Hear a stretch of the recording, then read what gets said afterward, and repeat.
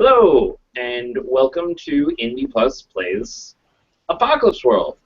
This is a small game that you may or may not have heard of. It generally hasn't made very many waves, but we're really excited to bring it in front of you today. We are here for an Indie Plus event, so first things first, this event does conform to the Indie Plus community standards, which you can find on our website, indieplus.org. And to set the tone immediately, this is an Apocalypse World game, and we're all adults, and so we're very likely to be delving into hard-hitting stuff, violence, sexual themes. So consider this entire show rated R/NC-17. Be fair warned about the content before we go any further. So I'm Brendan Conway, and I will be the MC for today, and I'm here with... I am Jenn Martin. I'm Mark. And I'm Rich. Awesome. And so just to get us started, because we're only playing for a short time today, all the characters have been made in advance, but they haven't done their HX yet, so the relationships aren't yet built. And I'm going to be asking questions during that process to fill in the setting. We have a basic pitch for our Apocalypse World setting that I will read right now just to get us started, and then everybody's going to introduce their characters. So the basic pitch is... The storm never truly ends. It rages with ash and lightning outside every building. You can't see farther than 50 feet in that endlessly swirling dust. You can't breathe, or the acidic stuff gets in your lungs, burns you from the inside out. Vehicles rigged up to be airtight can maneuver through the storm, between buildings, so you're not trapped. But the storm cuts life down, keeps it pinned and weak. Every now and then, though, the storm retreats, pushed back by some invisible wall.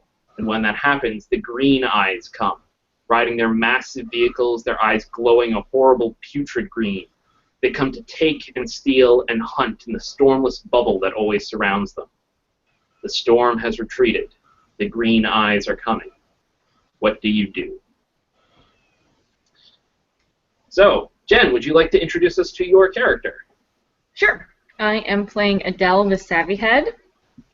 I am a woman with utility wear plus tech, pretty face, quick eyes, slight body. I don't know if you want to go over moves or whatever, or if you want to just have everybody do the little intro bit and then we'll do HX. Yeah, do your intro bit. Tell us what is most important that we know about your character. What is the most important? She is kind of terrible in a fight, but she doesn't let that stop her from getting in fights. So, weak but brave, I guess, maybe. So to be clear, you're making the distinction of brave as opposed to ornery or pugnacious? Yes. You do not seek fights, but you do not back down from them. Exactly. I just weather that storm. Nice, I see what you did there. That's good. So, and you are a savvy head, so that means you have a workspace. What's that like? Mm-hmm. My workspace is a truck. I also have a junkyard full of raw materials and transmitters and receivers.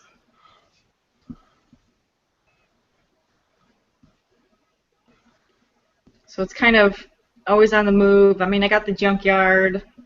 Did you return? Yeah. Got it. I mean, I can't take a whole junkyard in the, flatbed of the truck, so. But so you go around and repair stuff and do work and move around a bunch, it sounds like. Okay. Yeah. And I do carry a bunch of junk in the back of that truck bed. I just don't carry all of it there.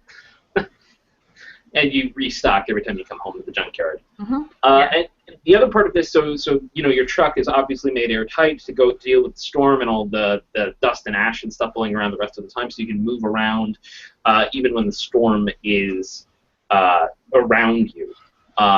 What is the primary service you do for people going around and like fixing stuff up and providing supplies? What do people pay you for most? I feel like it's mechanical, right? And I think primarily it is like repairing air filtration systems, keeping it so people can breathe inside those buildings. And sort of outfitting vehicles, repairing vehicles that come to and fro in the terrible storm. there's a question here about, you have transmitters and receivers on your truck. It sounds to me like people might communicate with each other primarily through like radio or these transmitters during the storm somehow. Yes. So you set that up as well, or you Yes. prepare that? Okay. So in essence, you are the one that in some ways makes life in this area possible, because you keep vehicles airtight, you keep people in touch with each other. Yeah. Is that correct? I mean, I'm probably not the only one, right? But yeah. An important one. Very cool. All right. Awesome. So that's Adele. Mark, you want to tell us about your character? Sure. So I'm playing Sorrow, the Hocus, and I travel around in this enormous, maybe garbage compactor style truck, big truck with steel, and I have a bunch of followers, or more accurately, they have me, and we are the Court of Crows. We have all these birds that we've saved from the storm, or I don't know where they came from. Well, maybe we saved them. Maybe they're from before. Maybe they're from somewhere else, and we keep them all in this big truck, and we travel around, ministering to people as part of our religious movement. When you say administering to people, what does that mean? Sometimes we just let people spend time with the birds, because there aren't a lot of animals left anymore. So people go and sit in the room with the birds, and some people find that to be a religious experience. Yeah. My followers are a powerful psychic antenna as well, so they will often answer questions for people and things. Generally, I think most people, when they see us, will take us in, or generally treat us relatively well, because we're not a bad omen. We don't, we're not going to do anything or hurt them in any way, and generally we provide otherworldly resources and comforts. Got it. Okay, so you're generally viewed in a benevolent light. You may be a little weird, but nobody's scared of you. Yeah, way weird, not scary. Gotcha. Me personally, I am a concealed gender, so nobody knows if I'm a man or a woman.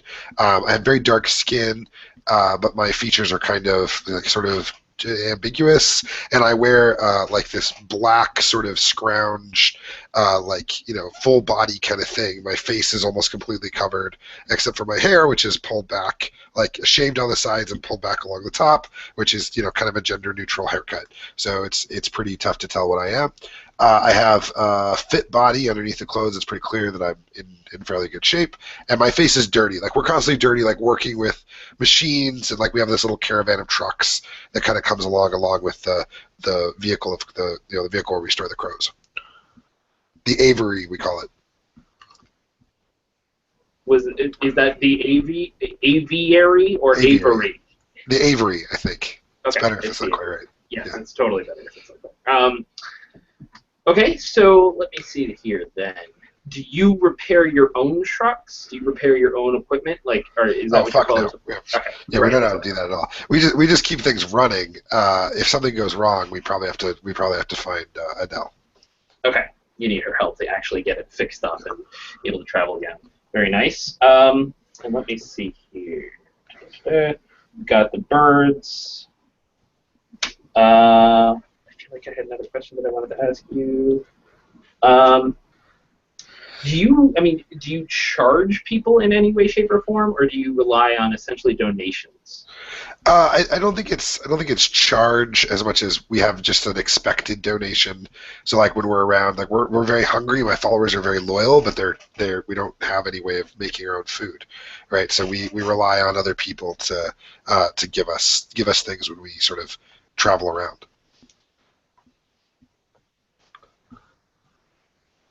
And so far, that's worked out relatively well.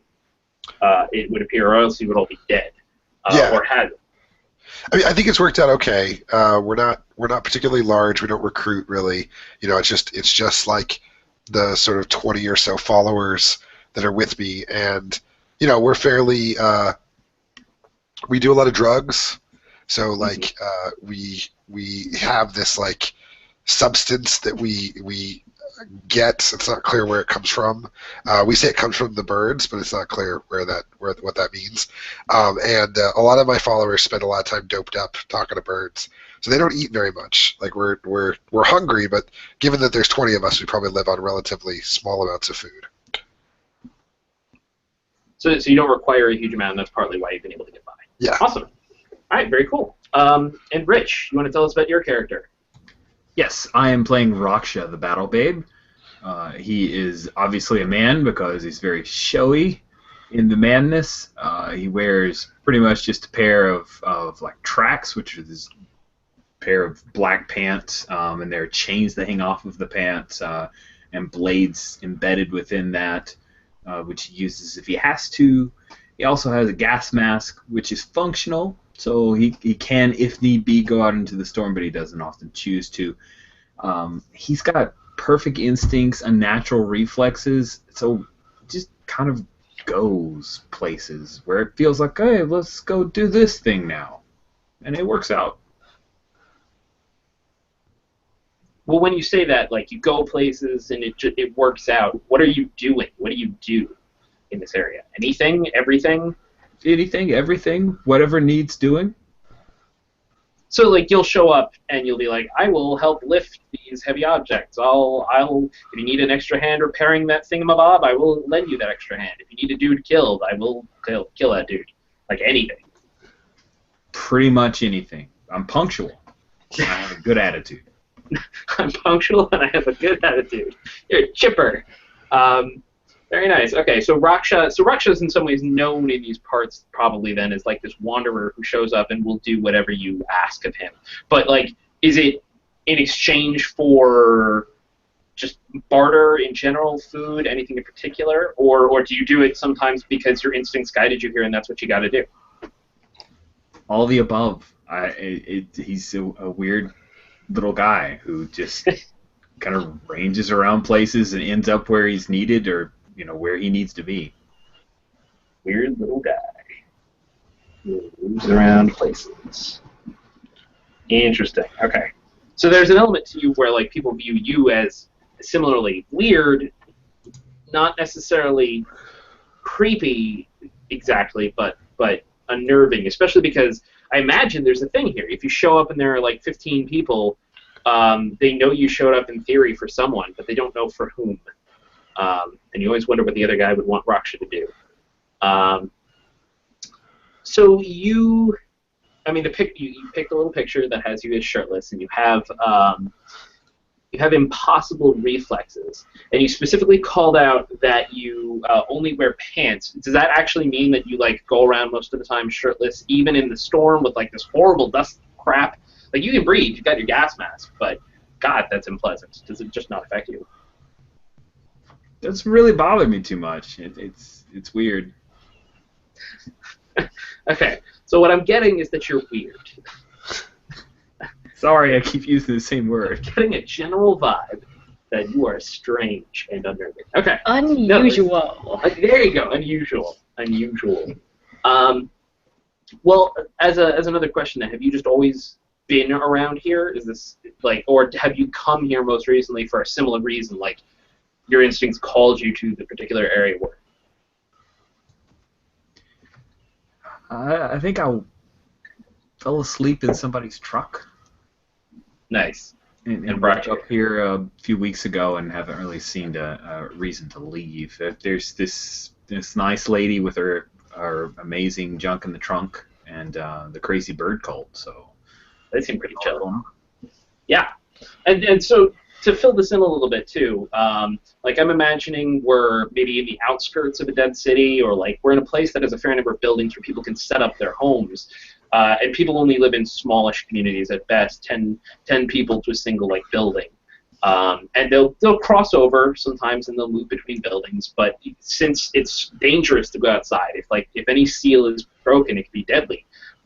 It's not a common thing, right? People don't just go out for recreation. They stay generally inside their own little group.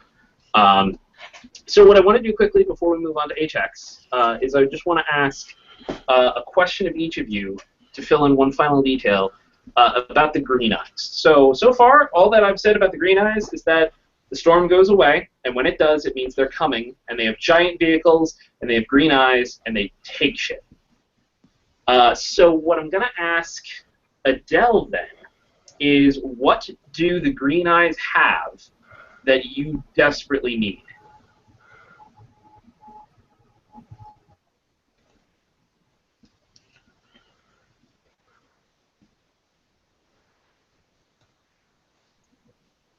Adele, that's you, Jen. Oh no. I don't think Jen's moving. I don't think she is either. The horror. Okay. Computer's lagging. The internet has betrayed me in the dramatic moment that I thought was a pause. All right. I will switch. I will instead ask Sorrow. Okay. Who is the follower that you lost to the Green Eyes? Oh, that's a good question. We'll say it is. We'll say it was Trout. He was. We were stopped. Obviously the storm went away, so we took advantage of that to try to scavenge up some resources and things. And when the Green Eyes came, I told everybody to get back in the truck so we could run away. And Trout got left behind, and when we returned, he was gone. So you don't even know what happened to him? No, like we just counted, right? Like everybody was supposed to be in the trucks, and somebody didn't have their buddy or whatever, and that was it. Who was Trout to you that you cared?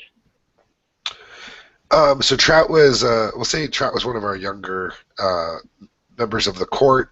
He had come to us from a very far distance and was called. Like we reached out to him through the Maelstrom and brought him to us. Actually, we could do that, right? Can't we? Yeah, totally. So we actually brought him to us through when talking with the crows, and his loss is shaken some of my people. Like we worry that it signals the end of things. Especially because that story, people hear that story, they're like, yeah, we called the guy in and then we lost him. Yeah, okay, I buy that. All right, so Trout was lost to the Green Eyes. All right. I will go to, Jen, do you have an answer to the question for Adele? What do you desperately need from the Green Eyes? I only just heard that question right now because my computer lagged and I did not hear the entire question. So what do I desperately need from the Green Eyes? Yes, something they have that you desperately need from them. Or someone. Yeah. I think that it is it's something that we use for fuel, I think, right? Because we're always running out of fuel. Never enough fuel. Understandably, we don't want to live like 50 people to a building, so we have to have stuff in, a bunch of stuff, and yeah, like we have the power generators, we have the machines, and we can makeshift almost everything else except for that. Except for fuel. And so they always come chugging in with gas tanks, like filled to the brim, even excess gas tanks, like almost flaunting it. And you desperately need it. Do you barter with them for it? Do you steal from them, or have you? I think I barter with them, but I don't let anybody else see me barter with them. Yeah. Which is why they bring the fuel. You just have it. You just have fuel. Guys, I found this fuel. Yeah. What is the most horrible thing they have asked from you? Ooh, they wanted a kid. Yeah, they did. Was that kid? Well, this is getting into HX stuff, so I'll leave that. But they wanted a kid. Did you give them the kid? No, I did not give them the kid. Okay. They were probably pretty pissed. Was that the last time you saw them? Yes.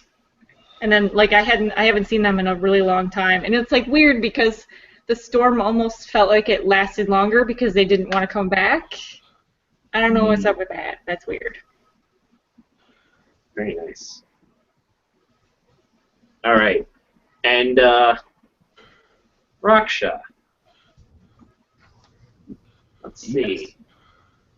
So you've been around, and you're weird, and you've seen stuff that people who live in this general area may not have seen, right? So you may know more about what's going on at large than the average person. So how did you find out about how you become a Green Eyes? I saw one of their indoctrination ceremonies. They had grabbed, they had a kid, actually, and they dumped him into this like viscous green liquid. I was at some kind of weird concrete structure that was glowing. Yeah, it was pretty horrific. And you were watching it from what vantage point? I happened to be walking by, so I looked through a chain link fence. They've got gas like crazy, so it's pretty well lit. So essentially, like, they had no idea you were there. It was sort of your thing of you happened to be in the right place at perhaps the wrong time, and you saw this kid get dunked into the green sludge, and you saw him change in some capacity. Now, let's see. What have the Green Eyes taken from you in the past? Oh, well, I was looking for my sister. That's how I ended up there. Did you find her? Yeah. And? She's one of them. What's her name? Her name is Shy. Shy. How old is she? She's about 20. Gotcha. So she's not like a kid. Nope. Gotcha. All right. I can work with that. All right. So let's do some HX then. I'll come back to Adele first. So Adele, would you like to take your turn for HX? Yes, on my turn. I choose the character I find most strange. Tell that player HX +1. That's totally Raksha, because you are weird with a capital W, my friend. I'm just lucky. Like, I mean, Sorrow is eccentric. You are weird. Okay. Just out weirded the hocus, man. It's so wonderful. So what does that do? I tell him +1. Right, All I forget in Apocalypse World. Are we tracking it both ways, or is it just one between the two of us? You told me I write HX +1 for Adele on my sheet. Okay, and then everyone else is HX -1 because I'm kind of strange myself. Mm-hmm. Don't talk to people. Awesome barter with Green Eyes. All right, so everybody else. So that means that Sorrow has a -1 with you. All right. Okay, so can I use my on others turn thing? Go for it. So I have seen your soul, Jen. I've seen Adele's soul. So I ignore what you write, and I write HX +3. So I think it'd be cool if maybe you came and sat with the crows. Yeah, totally. Did you do that just to see what it was like, or do you do that often, Adele? No, I don't think I do it often. I think maybe I did it right after I couldn't get the fuel because I didn't want to sacrifice a kid, and I was just like, well, maybe they can see the future. Maybe they can help me find fuel. So I sat down with those people, and... Did it work? I don't know. Sorry, you tell me. Did you guys tell me where fuel is? We told you what you needed to know, but not where the fuel was. Okay. There is no spoon. Love the birds. Very nice. All right, so then, well, why don't you go next, Sorrow? Well, we'll do your turn. Sure. So If any of them are my followers, tell their players HX plus 2. I don't think any of you are. So everybody else's HX equals 0. So everybody has 0 with sorrow, unless you have your own interrupt kind of thing that you want to use. I trust sorrow the least, so I'm going to ignore it and write HX plus 3 next to your name instead. Gotta keep an eye on the crazy bird people. I also am going to interrupt and say that I think sorrow is the biggest potential problem. So I'm going to ignore your 0 and give it a +1 because, like, there's a lot of people that follow you, and I mean, you lost Trout, okay? We're very sad about that. I kind of love that this is one of like the kindest, most low-key hocuses I've seen. Specifically called out, people are not scared of the violence, and both of you are like, you're still the biggest goddamn problem. That's amazing. All right, Raksha. What happens on your turn? Oh, I HX plus 1 to everybody. I put myself out in the public view. I'm not worried about it. I won't know you for long anyway. Yeah. All right, so mine says that everyone else, whatever number they tell you, give it a +1 and write it next to their characters' names. You're a good and quick judge of others, so I have HX plus 2. I have HX 0 with Raksha because I've got my other stuff to do and other stuff to learn. Very nice. All right. So now let's do highlights. Find a character with the highest HX on your sheet. Ask that player to highlight one of your stats. Adele, who has the highest HX on your sheet? Sorrow. What do you highlight, Sorrow? I will highlight weird. Awesome. All right. And then I will highlight sharp. Sorrow, who has the highest HX on your sheet? That's Adele. Awesome. Well, I mean, I'm going to highlight your weird, too, because we can be weird together. Cool. Weird buddies.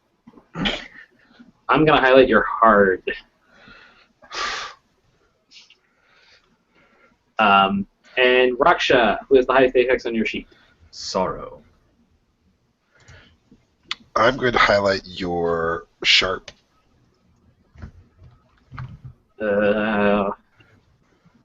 I'm tempted to go with your hot, but at the same time, it's your cool. Screw it. I'm highlighting your hot. All right. So, I want to check in quick then. The three of you, same general area, like this group of buildings, people move in between. Oh, yes, that's right, beginning of session rolls. Thank you for calling that out, Jen. Does anybody else have a beginning of session roll? Savvy Head does for Bone Feel, and the Hocus does, right? Yep. All right, so why don't we do... Oh, boxcars! Very nice. Nice. And that is weird, so you get your experience point for it. And hold 1+1.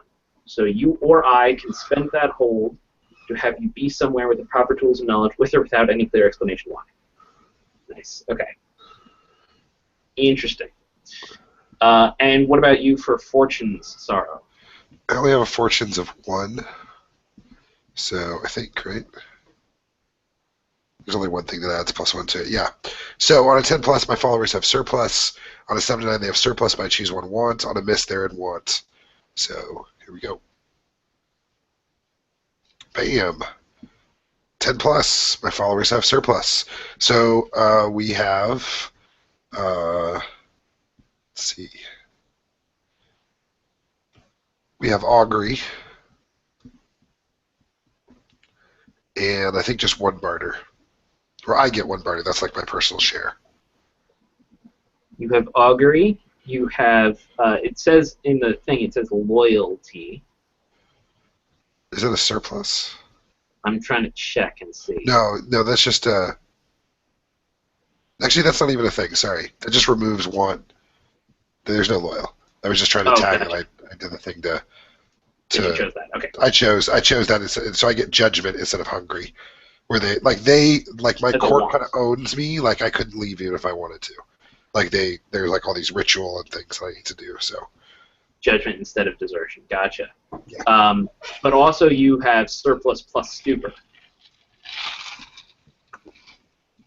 We do. So they're all high as kites. Yeah, they are. Off of what do you call the drug?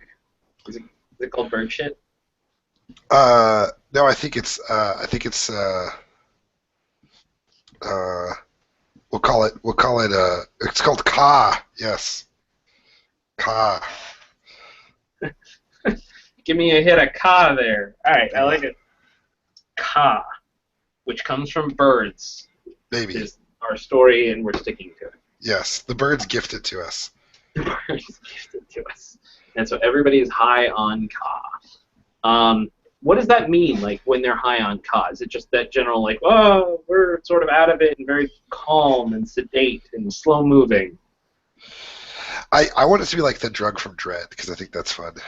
So they, like, time passes super slow, right? And oftentimes people come back from their little trips knowing the future.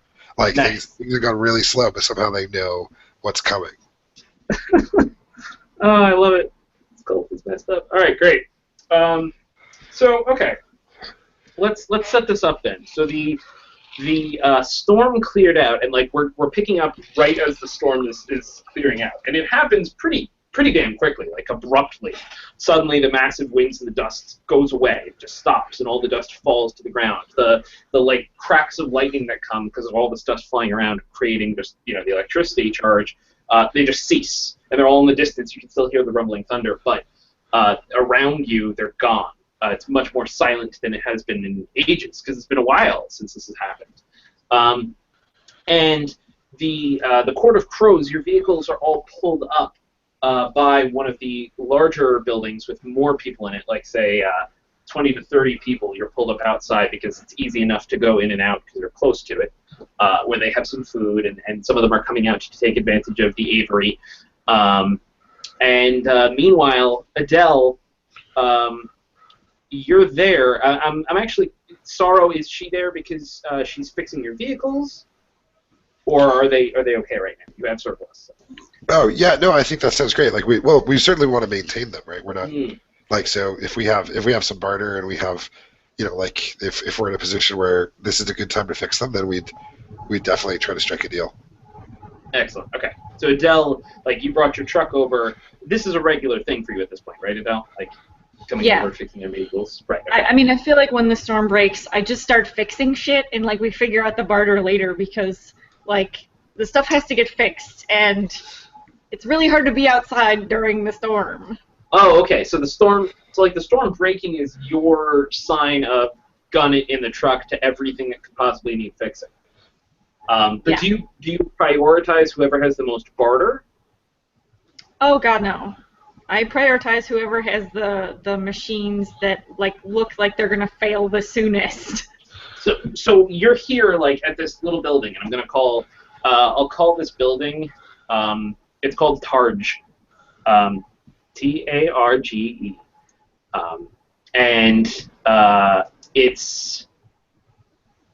It's got some people living in it, and it's got its own equipment. Are you there to fix the equipment of the building, or are you there to... Okay, so you're not actually there to fix the equipment for the Court of Crows. No. I mean, I'll totally do that too.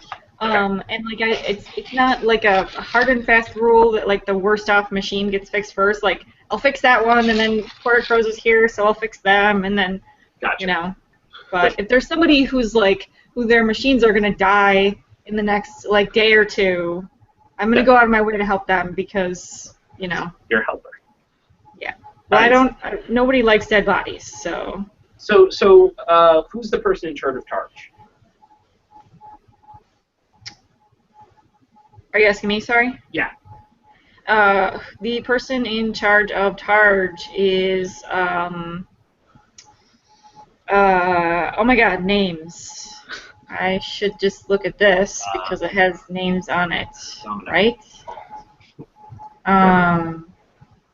What? Drummer? Yes. Drummer. Okay. Drummer is in charge. Who is Drummer? He is sort of. He and his partner, whose name is Joe. No. They kind of run this building, and they've kind of taken in the people who have lost the rest of their family to like illness or death or green eyes or whatever. So they're like, I'll say orphanage, but it's not necessarily just kids. It's like we're the makeshift family. Nice. Okay, so it's Drummer and Joe running this place as sort of the quote-unquote orphanage. And their air filters are breaking apart, and you're fixing them up. Raksha, why are you here? Did you just like arrive here, or did something else bring you? I think I was doing work for Targe. They were trading some food for helping out with keeping things running. So like you were doing maintenance work for them. Yeah. Simple stuff. I'm not.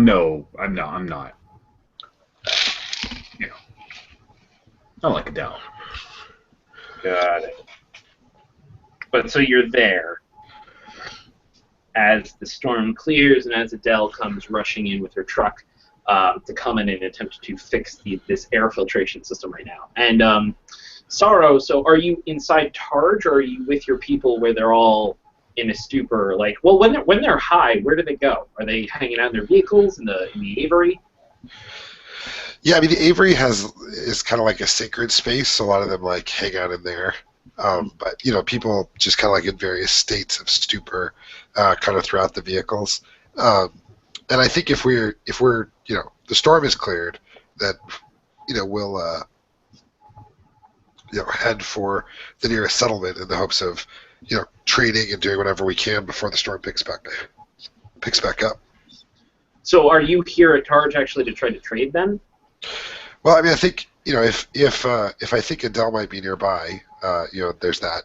I also think maybe given that Trout is been taken by the Green Eyes, I was thinking I might actually try to get some of my followers together and try to reach out to Trout through the Maelstrom and see if we can maybe like, we're not very physical, but like there are other people around here. Maybe I can enlist them to help with this particular I bet that. Remember Trout.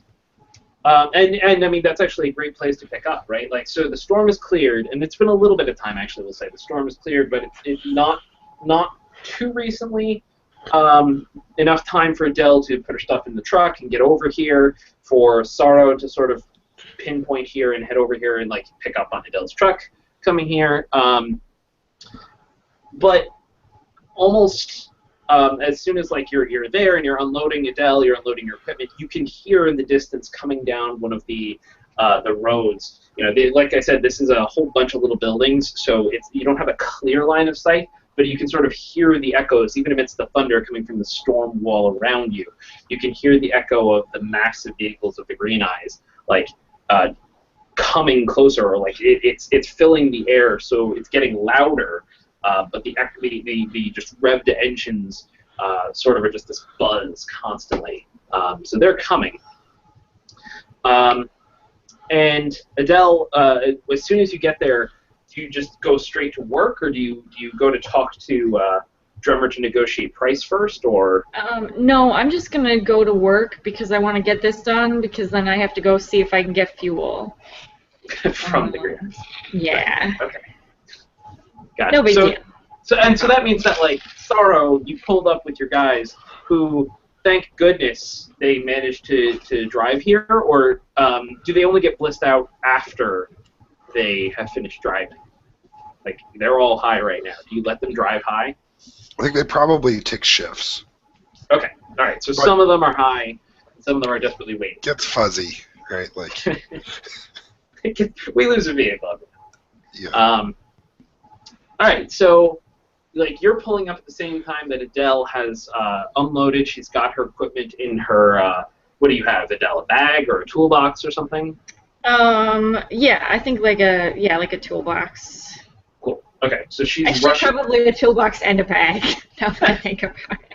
Toolbox and some like old tattered bag. Yeah. So she's rushing in with her equipment in the toolbox and the bag to get straight to work on the filters, which probably Araksha is already like trying to work on, clean out, or maintain. So already like working on them himself. Um, so what do you do, Saro? I want to know what you do. So I think before we get out, I want to try to reach through the second maelstrom and contact Trent. I want to know what I'm asking for here. So I kick and rustle up some of my followers and try to sit quietly with the crows and use my augury to reach out and sprout. Sure. So you don't have that one, so that's not an issue.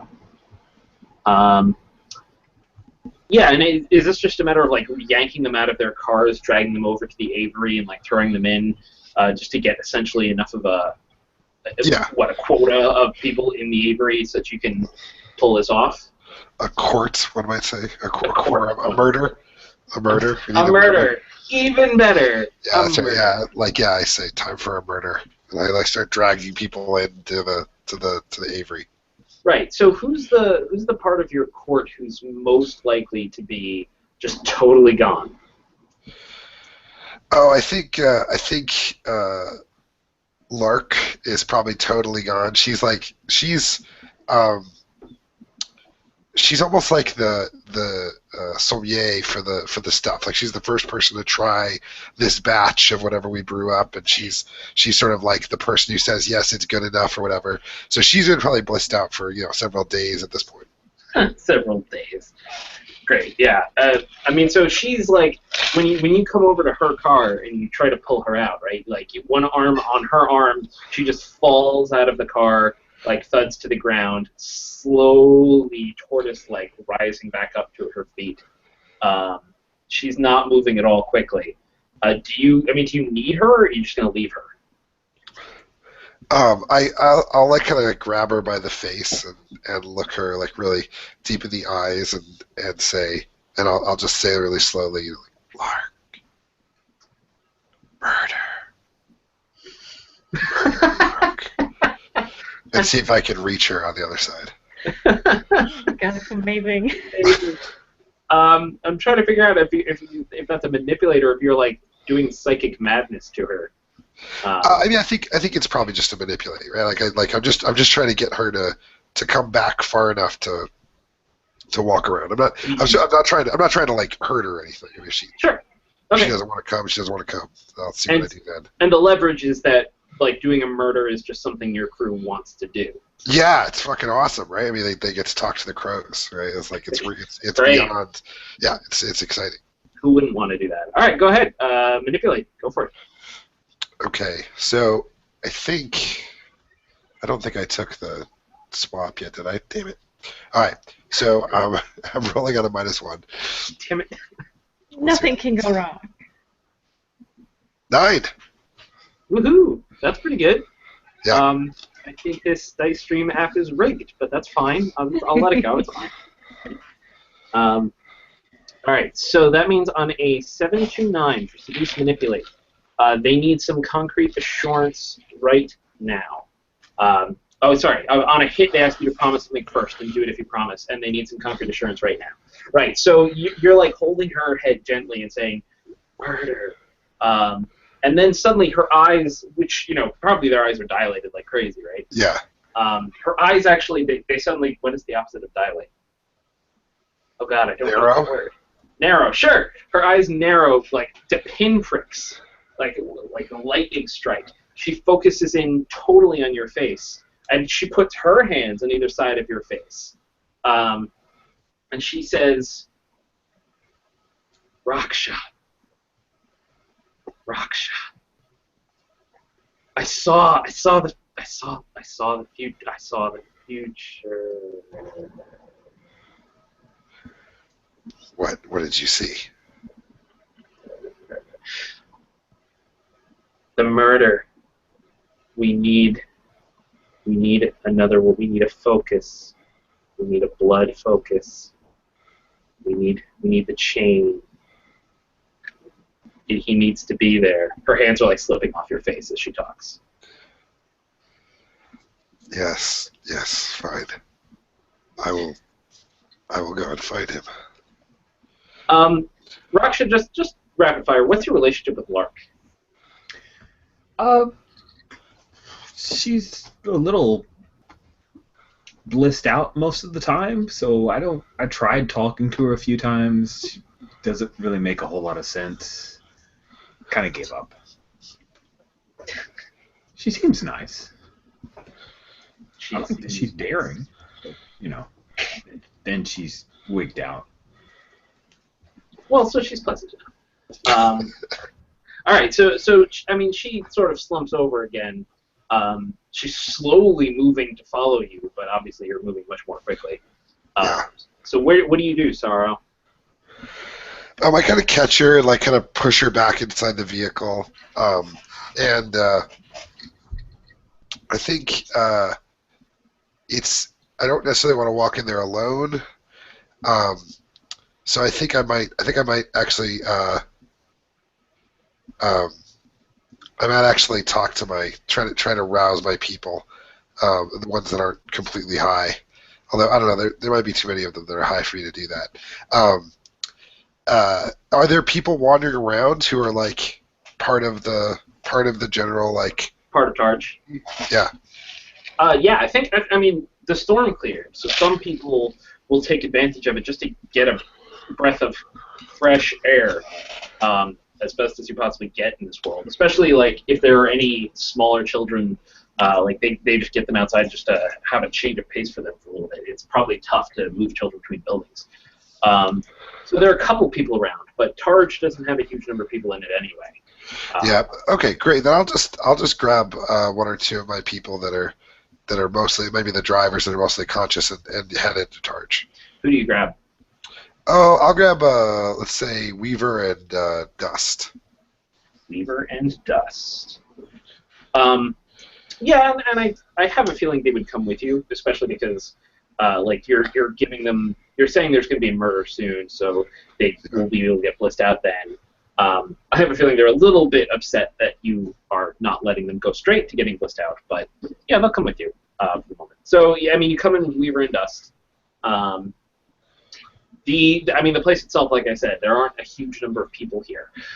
There are whatever makeshift beds are scattered around, and probably little areas around the building that are made for, this is the eating area, this is our storytelling area, and Adele is gone where the air filters are. Where are the air filters, Adele?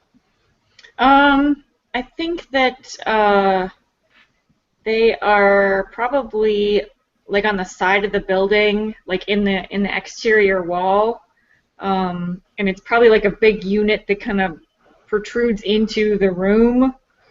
So you are inside the building, but dealing with this giant unit that it protrudes. Okay, so there's lots of clanking and clanking.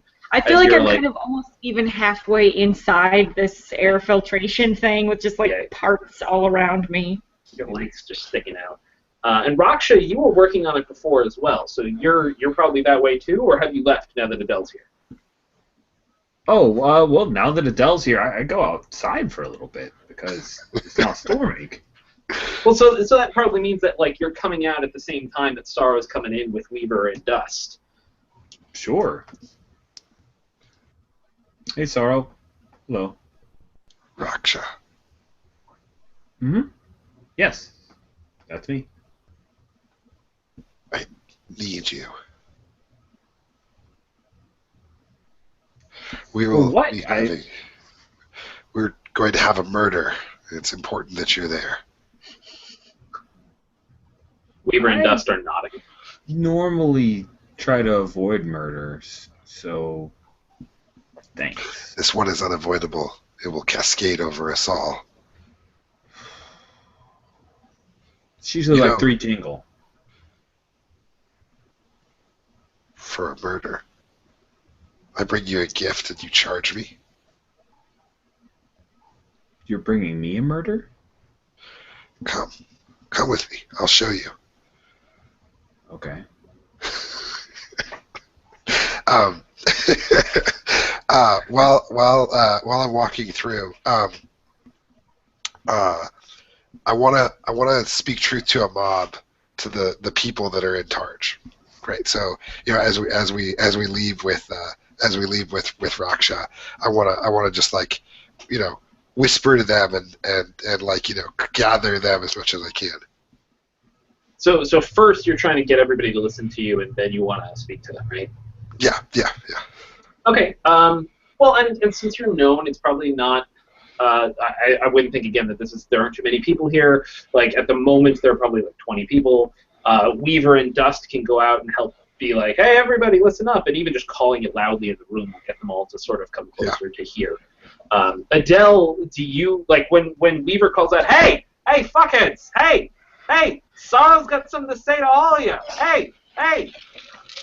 He learned to speak by listening to birds. Do you, Adele, like just keep going, keep working, or do you come out to listen?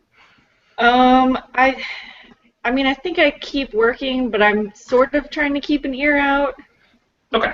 So I'm doing neither of those things very well, but I'm doing them both. Dink. Okay. All right. So yeah, there's a fair amount of people in Targe gathered before you now. Dremmer is like, well, what's up, Sorrow? Is something wrong? Did another one OD? People of Targe, the green ones will be upon you soon. Luckily, a murder is also upon us.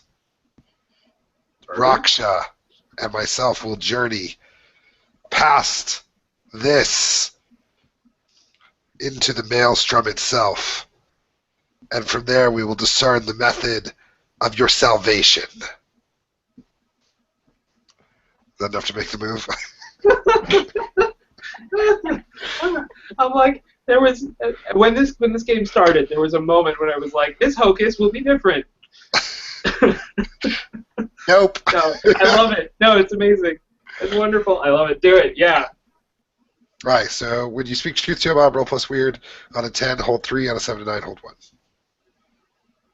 God fucking damn it. Work the XP. I said, despite the fact that I'm weird 3, that's a 6. Oh. Unless you want to help. Absolutely. We're going beyond to save everyone, so you'll be really thankful. Keep in mind, this is a thing we're doing. The murder, I'm not entirely sure about, but we're definitely doing this thing. Jumping on and throwing support without clear understanding of what's happening. I love it. So does everybody like stare at me blank-faced, and I look at Raksha like? There's a moment where they're all very confused about what's happening. Yeah. So I look at Raksha like tell them. That's a 7 because of my lack of trust in you.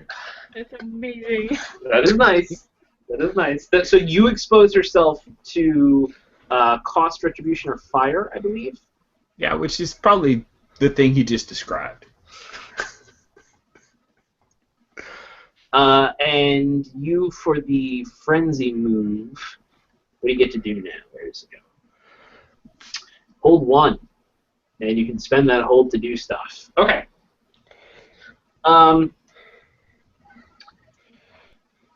Yeah, so I mean, at this point, like, you've got your 1 hold, you can spend that when you want, Sorrow. The people seem to be a little bit, like, after being completely blank-faced at the weirdness that Sorrow was spouting at them, what Raksha says sort of breaks it a little bit, and they start murmuring to each other quietly, and Dremmer steps forward, and he's like, I mean, great, you guys want to, I don't know, walk into the mail, whatever. If you can help, that's great. Like anything that'll help deal with the green eyes. But I mean, Raksha, you're not done yet. We paid you for 2 weeks, and you've only done a week.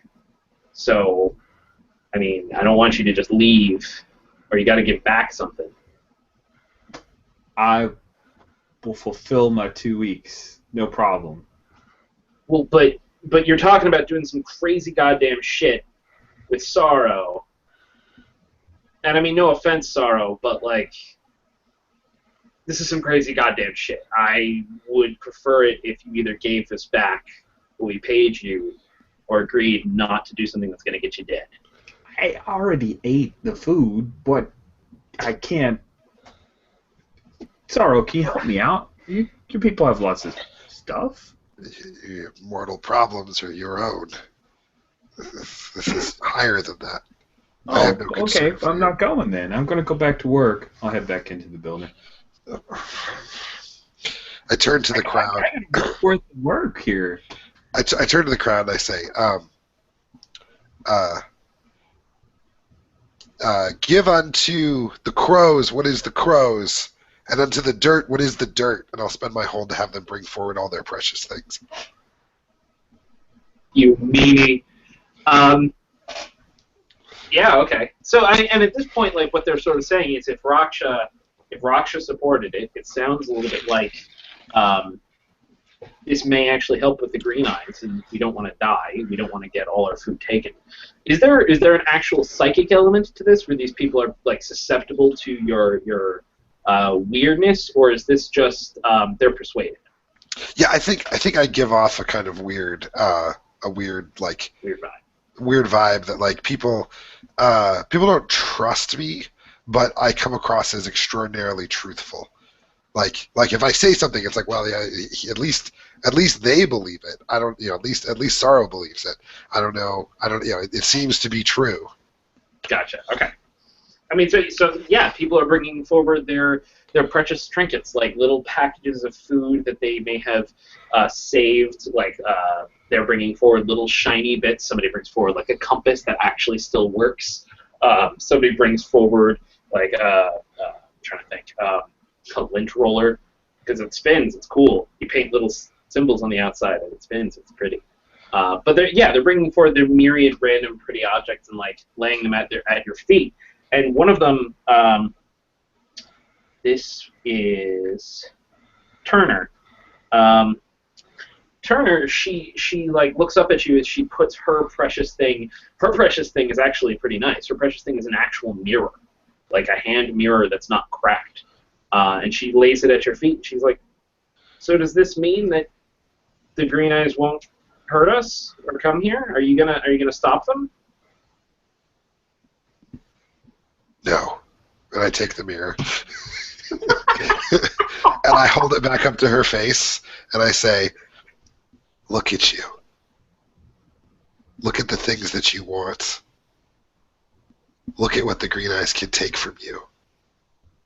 Perhaps there are answers in the crows. And I grab Raksha by the hand, and I gesture. I take the mirror. I pocket it.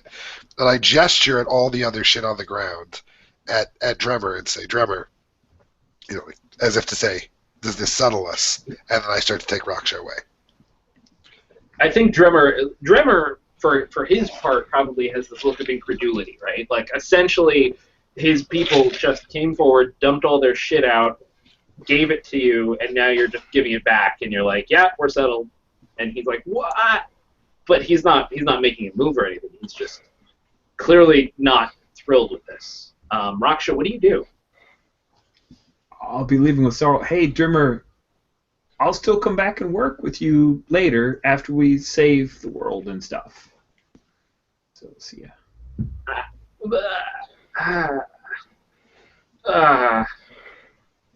All right. Good luck. What the fuck just happened? And the two of you are just leaving. You're just walking out right now to go back to the Avery, right? Yeah. Cool. All I right. want to bring the girl with me too. Turner. Turner? Yeah. You're like leading her by the hand. Yep. Yeah, I buy that. She like when you did that whole thing and you showed the mirror to her. Yeah, she took your hand to walk out with you. She's intrigued. So Adele, I mean, you heard some amount of all this. Did you stop at any given point? Did you sit up and take note and pay attention? Or I mean, I think it was close. Like I was almost gonna stop working, and then something happened or something, and it was like that sort of moment was broken for me, and I was like, no shit, I gotta finish this so I can go do my thing and hopefully get some fuel. Let me ask you, actually, Adele, though. I mean, you're keeping your head down, you're trying to focus, but, there's a minute, you just finish up with something, right? You finish tightening the last piece, and you sit up, you pull out from underneath the unit, and you sit up to see Sorrow and Raksha leaving the building, Sorrow leading Turner by the hand. Who is Turner to you, and why do you care about her? I think Turner is like my best friend. I mean, as much as you can have a best friend in the post-apocalypse, right?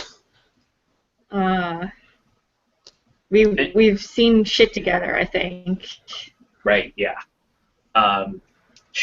Maybe she has like her own little still too, and so the two of you periodically share in the fruits of her labor. But you're watching Sorrow lead her out right now by the hand, and she looks totally cool with this. Are you cool with that? Well, I mean, like, I went to go see Sorrow. It's true. And, I mean, Sorrow's potentially dangerous, but I don't think on an individual level. I feel like Sorrow's more dangerous on a macro level. So, and, like, I mean, I really just want to finish my stuff and go get some fuel. All right, cool. Yeah, so I mean, you finish up with the air filter here, like I said, like you were closing in, locking in the last piece, bolting it into place. I mean, as you're packing up your tools, you can clearly see all the laid out goodies that were left for Sorrow, which he just pointed back at Dremmer. You can see Dremmer like rubbing his head, not sure what to do. Joe. I mean, I feel like I feel like I'll at least maybe go over to Dremmer and be like, it wasn't as bad as I thought, or something like that, and like give him some estimate as to how much payment maybe, like, but I'm not asking for it right now. It's sort of like, please acknowledge I've done this work for you, so I can go and do something else now. I mean, so you say that like. It's going to cost one barter essentially, or how much. And he says, I mean, Adele, look, I'll do my best to make sure we scrounge it up, but things have been tough for a little while now, and I mean, with the Green Eyes coming, I don't believe in this bullshit. I don't believe that Sorrow and Raksha are going to be able to do a damn thing. They're still going to hit us. They're going to hit us hard.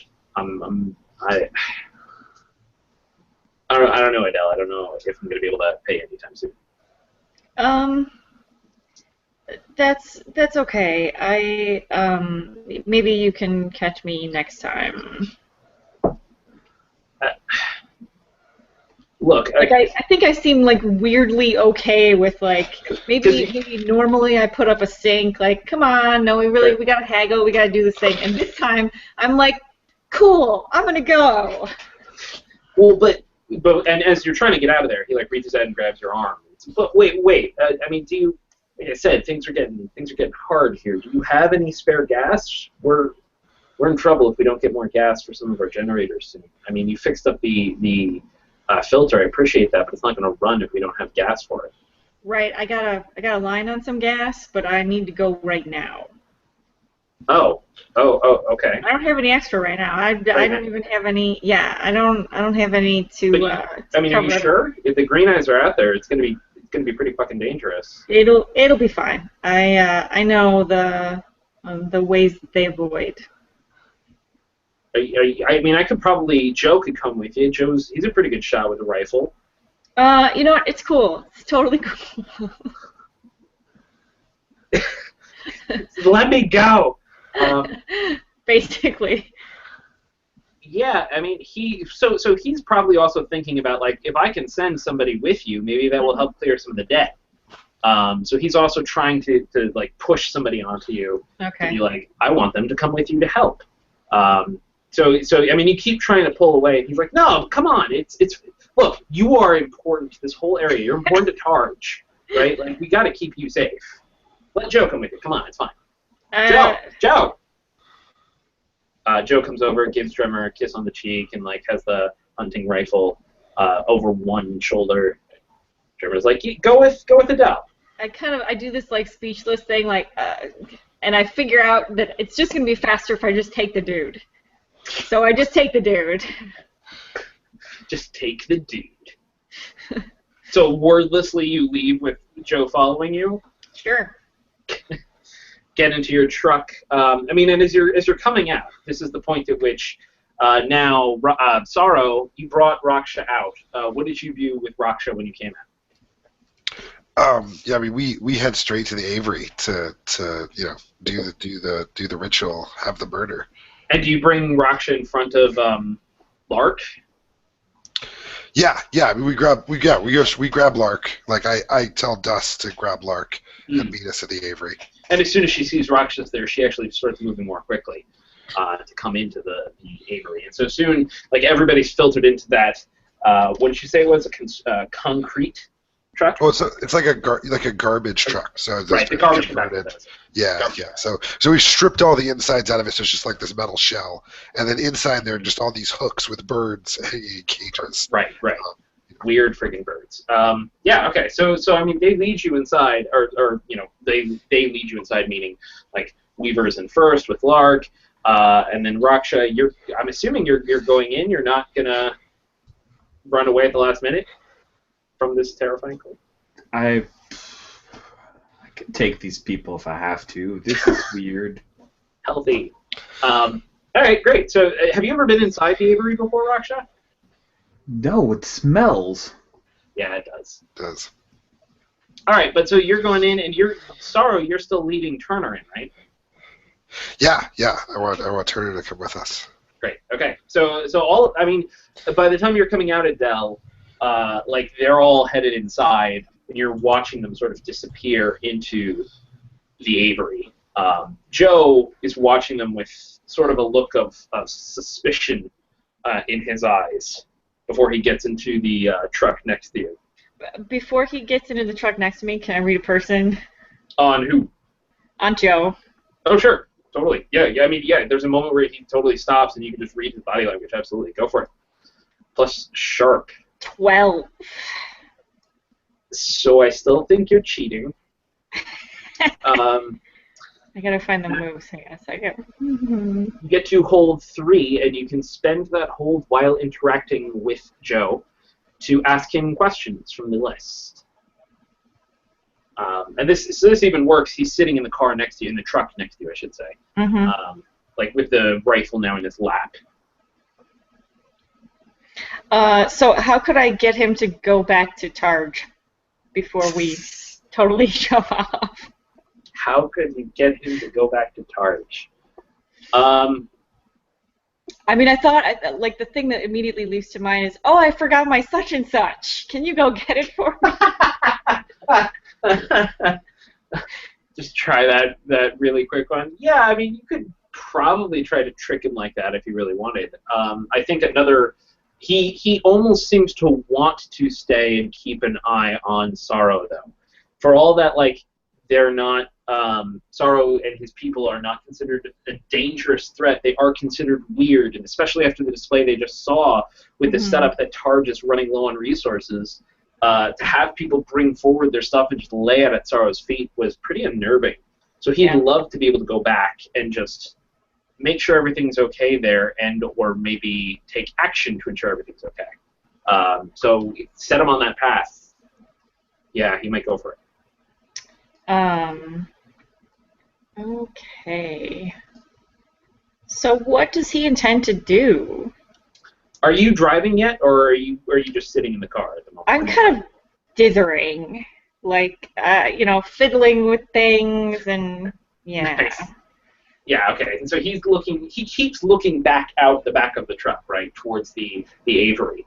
What does he intend to do? He intends to, assuming you mean that, literally in this moment, he's going to come with you and keep an eye on you, because he does not disagree with Trevor that you are important, that the skills you have are important. It's not necessarily about liking you, but they would die without you, and therefore you cannot die.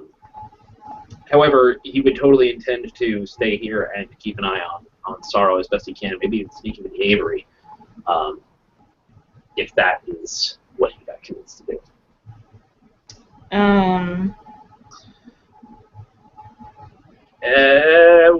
Should we get going? You seem kind of distracted. Like I don't know what's going on with Sorrow. Do you think somebody should stay with them? Well, I mean, yeah, probably somebody should, but you know, I'm supposed to come with you because gotta keep you safe. That's what Drummer wanted. Well, I mean, like I think Drummer doesn't really understand what I do, and I don't like. I've been doing this for a long time, and I'm not dead yet. So, I mean, Yeah, I appreciate that. Like, maybe he feels bad that you guys can't pay me or whatever. But you know, I'm not that person. I'm not gonna be like, I need the jingle right now. Sure. I mean, but if you're worried about like your people just like put all that stuff on the floor, that's weird. Yeah, that was pretty goddamn weird. Yeah. He looks back out the window. But you know, your luck could run out at any time. It's not just about you. It's about the Green Eyes out there. And I mean, if they catch you, then it doesn't really matter how you've done up till this point. You're probably dead, or they'll take you for their own. I mean, I'm not like going out all the way there. I'm just going a little bit past the blue building. Okay. It's really like I've done this like 100 times. It's really not that big of a deal. So that's the manipulate, right? The manipulate is, I'm not going that far. It's fine. Right. I'll be safe. I know what I'm doing. God. Yeah. And then I get to roll a not modifier at all, so a straight roll. Yay! There you go. There's my fail. Yay!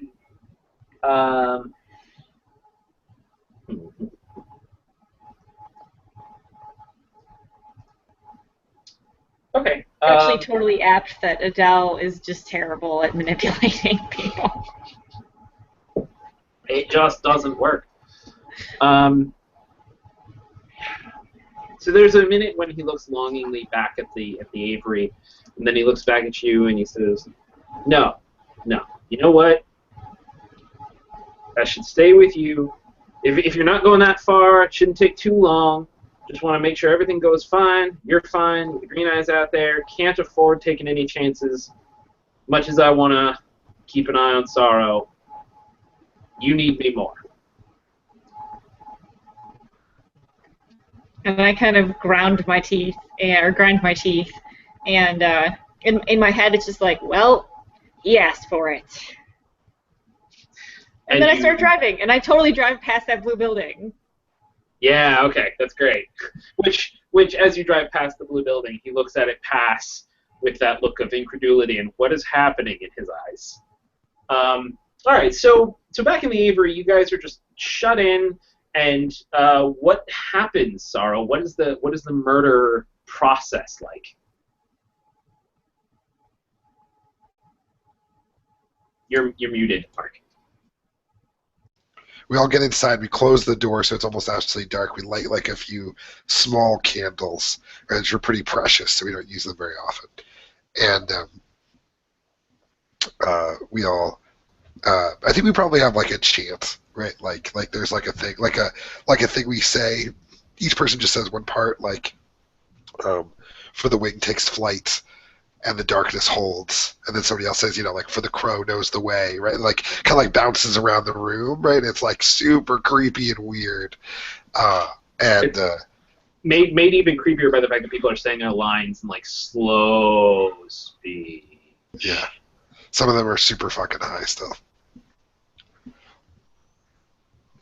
And we're just going straight to the augury, right? Because you can use your people as a psychic antenna. Yep. So on a hit, I'll choose one, which is like mess with the psychic maelstrom, and then there's some. It's not very stable, so we'll see how stable I can make it. Here we go. +3. And 13. Just to quickly call this out, Raksha, you're just watching, right? You're not participating. You're there. This is the oddest murder I've ever seen. Okay. Just wanted to make sure. All right. Okay. So that is a 13. That's pretty darn awesome. cheating. So So what, I will think I reach to the World Psychic Maelstrom as something or someone connected to it and try to reach out to Trout. And I want it to reach deep and broad in the Psychic Maelstrom so I can find him wherever he is. which means that you did not choose that it will persist without you actively maintaining it, and Right. it's stable and contains no bleeding. So it's bleeding instability while I do that. Correct. Yes. But you do reach through to Trout. So what is this like? I think there's like a crackle of energy that kind of comes over the group, like this feeling that like things are picking up and the birds start to kind of like move in their little cages and then start to make noise and chirp, and it becomes kind of like deafening, and then like that's when the augury opens. And it's actually, you're saying it opens as in it is a literal tear in space where we can look through it, or is it something else? Yeah, like it physically, like maybe it takes us to another place. I don't know. Like it's broad. Sure, I can see that too. Yeah, that like it's almost as if you are your surroundings change and you're not in the Avery anymore. And I mean, Raksha, you're perceiving this too, right? It's like the Avery suddenly changes and you're not in it anymore. You're now all of you are just seated, including your followers, are just seated all over this enormous hodgepodge like mutant vehicle with wheels in odd places. It's extending out on weird legs on either side. It looks like a monster truck combined with like a Corvette on one side, combined with like a police cruiser on another, and it's got multiple flashing lights. It's a bizarre thing. And there are green eyes sitting amongst your people who are sitting on top of the vehicle now. The green eyes, their eyes are that putrid glowing green color, and they're wearing their own assorted, like, thick armor kinds. Like, they wear bones sometimes, or some of them wear scavenged Kevlar, but different kinds of weapons in their hands, different kinds of armor on their bodies. And they're driving, with his hands on the wheel, is Trout. His eyes glowing green. One eye, I should say, glowing green. The other eye missing. So I turn and look at Raksha, like, do you see it? Yes. That's Trout. I need him back. Raksha, there's somebody sitting next to Trout, too. And, I mean, you probably barely recognize her because, I mean, what did she look like before? What did Shy look like before? Long dark hair, unkempt. She was a bit of a tomboy. Yeah, totally shaved hair now. Totally shaved head. And she has what look to be staples running in rows down her skull. But it's her. That's Shy. Know her. Where are they? Can we touch them? I'm walking forward. Yes. You walk forward, and to be clear, this vehicle is moving. It's driving, and I mean, you were just so focused on this moment, but looking around, it's hazy, right? But you reached deeply and broadly, so you can see the other vehicles. You can see this pack of green eyes, more odd vehicles scattered around you, driving in the same pattern, like shooting down the streets, swerving and making turns all together, like moving almost like a pack of wolves. And as you're stepping forward along the moving vehicle, right, it feels weird because you're simultaneously not moving, but you are, and you're stepping hesitatingly along the vehicle, and with each step, things get a little tenser. You feel like an electricity growing, and one of the green eyes looks in your direction, Raksha. And Sorrow, that you know that like this is the effect of this, right? Like the more he's pushing outward, the more they're pulled inward, the more they're going to notice you in turn. Yeah, so this green eyes, his green eyes are just focused entirely on you, Raksha. It's not clear if he actually sees you or if he just senses you and he's looking in a direction, but his eyes are lasered on you. What do you do? I'd like to read a charge situation. Do it. All right. This is a sharp move, which means I get an experience point, and I do have a +1 in sharp. So let's see how this goes. That would be a 9. So I get 1 question from the list. Can I help? Oh. How would you help? I would I would say something creepy, like like look upon it, Raksha. Look, right? Like, do you see it? Right? Like, that kind of thing. That's amazing. Okay, go for it. Yeah. Well, and even pointing stuff out. Yeah. Yeah. So I have a 9. Oh wait, no, sorry. I have a 11. Very nice. So no retribution or cost, and that brings you up to a 10, Raksha. What's my enemy's true position? Yeah. It's an interesting question. Trying to think of something more useful than just, well, literally right there. I mean, you know where they are. Their true position. Well, if you want to know where they are, like on the way towards Targe, you can show me on the map. Yeah, exactly. You totally can read out, like, looking at a landmark, right? A blurry landmark that they're whizzing past. You can figure out exactly where they are and how far away they are from Targe. They're a lot closer than you thought. They are coming in pretty fast.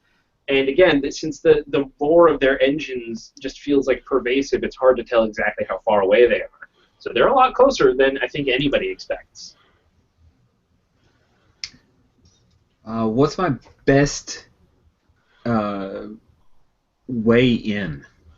There we go. Best way in.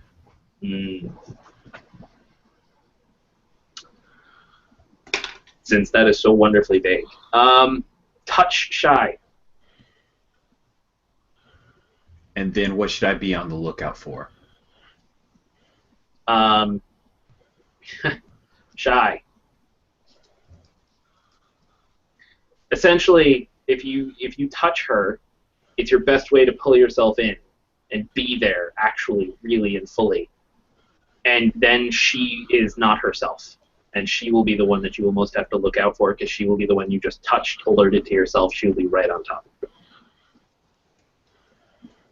I'll be pulling myself there or pulling her here? Pulling you there. It's your best way in. Okay, perfect. Sorrow, I can take us through right to them. No, we're not ready. We have What? You've got a bunch of stone heads. You're never going to be ready. Let's go. No, I put my hand. No, it's just that. Okay, I'm going. Oh wow. Okay, so you just go and touch shy, right? Excellent. All right. And I grabbed Sorrow. Oh, you're grabbing both.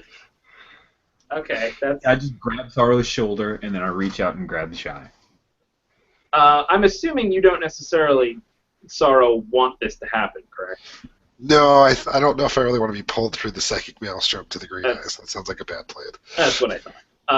So, I mean, I'm going to say that since this is Raksha who's doing the quick grab of both at once, this is Raksha acting under fire.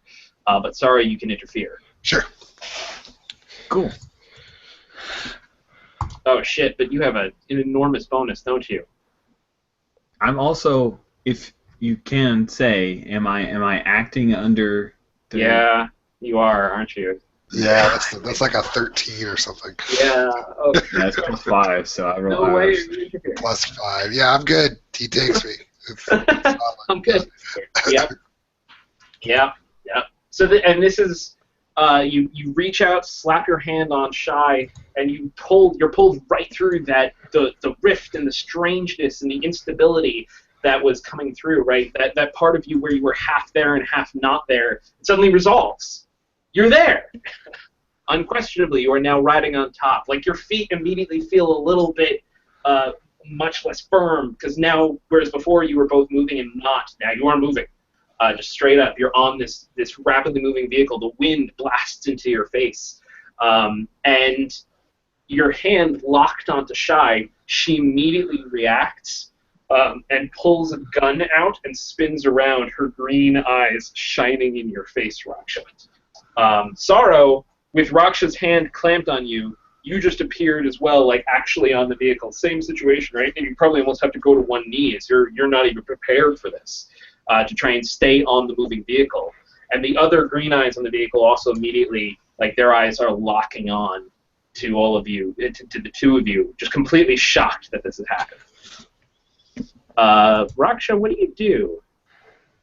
I'm gonna take that gun away from her. Okay. So she's totally trying to Is there shoot you. is there no windshield? Are we? What I'm sort of imagining here is that like they are in a slightly lowered section in front of you, with a windshield directly in front of them, and you're like on the back of this giant weird monster vehicle where all the other green eyes were riding, and you reach down and put your hand on her. So you're like, you can get into that little cabin area where there would be a windshield, but right now you're sort of still being buffeted by wind. But you were ready for it, so you're fine. Okay.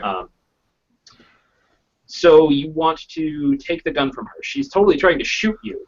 So this sort of sounds like the definition of a seize by force, because they're trying to actually take the gun from her.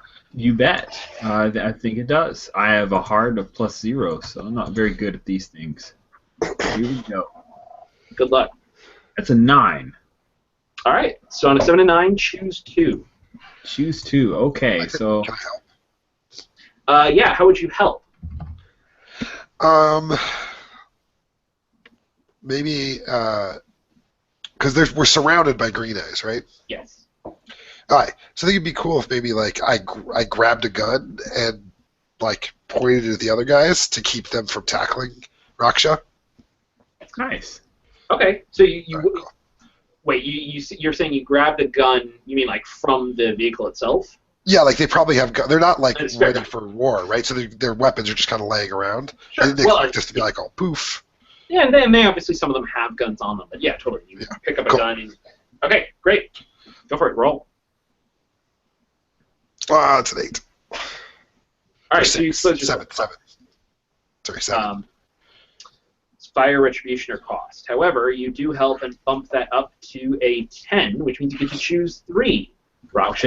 I take definite hold of it. I suffer little harm, and hopefully that covers my buddy Sorrow here.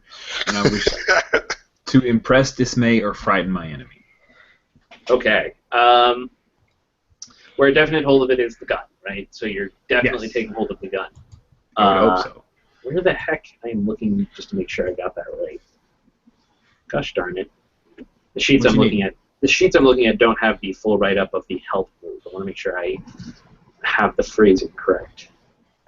Okay, on a 7 and 9, you also expose yourself to fire, danger, retribution, or cost. Fire, danger, retribution, cost. Okay, that's great.